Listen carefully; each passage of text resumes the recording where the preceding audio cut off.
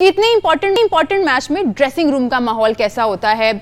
کھلاڑی جو ہیں وہ کس طرح کے پریشر سے یا ایکسائٹمنٹ سے گزرے ہوتے ہیں؟ سکی بھائی، 2021 کا ورلڈ کپ جب ہم نے بہت ہی لمبے عرصے کے بعد انڈیا کو جو ہے ورلڈ کپ میں پہلی دفعہ ہرانے میں کامیاب ہوئے تھے، وہ جذبات مجھے آج تک یاد ہیں. اینڈ آئی ریممبر کہ آپ اس وقت کوچ تھے.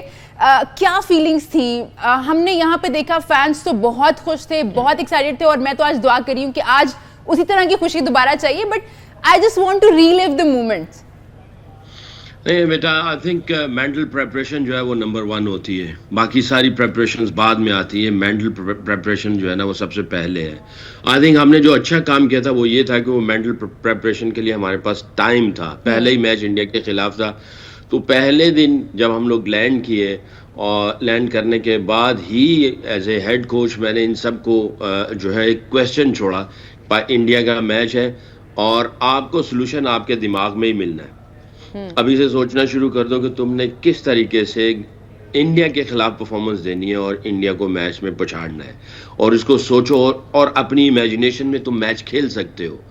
یعنی ایک تو میچ ہوتا ہے آپ گراؤنڈ میں جا کے میچ کھیلتے ہو، ایک میچ ہوتا ہے آپ اپنی امیجنیشن میں میچ کھیلتے ہو.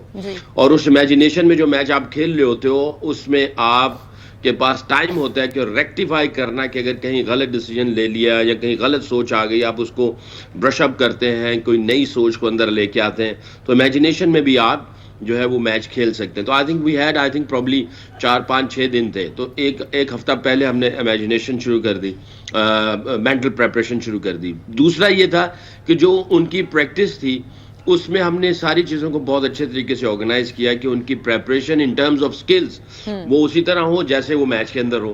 تو اس کو ہم نے آرگنائز بڑے اچھے طریقے سے کیا.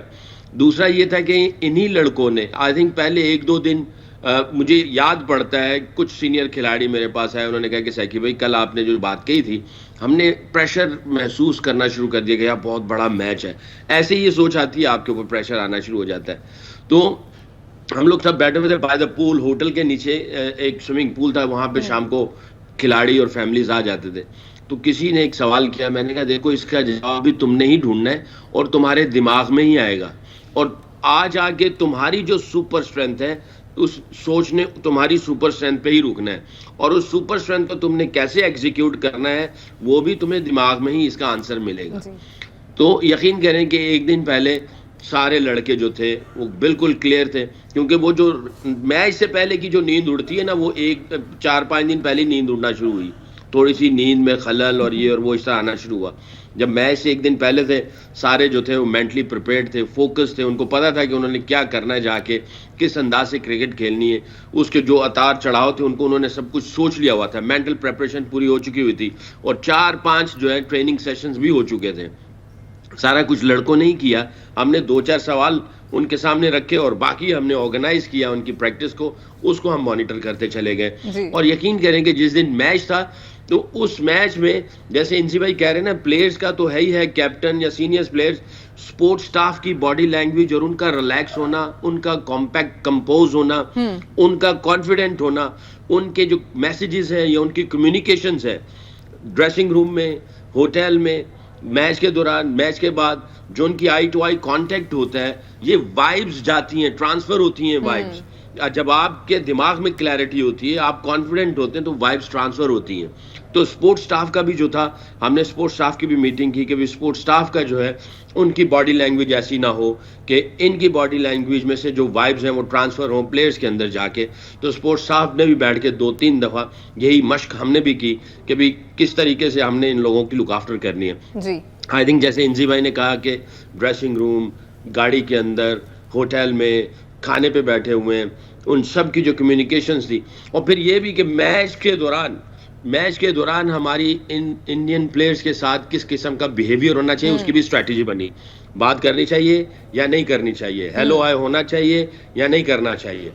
اور سب کو ایک کلیئر میسیج تھا کہ اگر تم بات کر سکتے ہو اور تمہارا فوکس نہیں ہٹتا تو تم کر لو، اور اگر تم بات کر کے تمہارا فوکس ہٹتا ہے تو تمہیں بات نہیں کرنی چاہیے.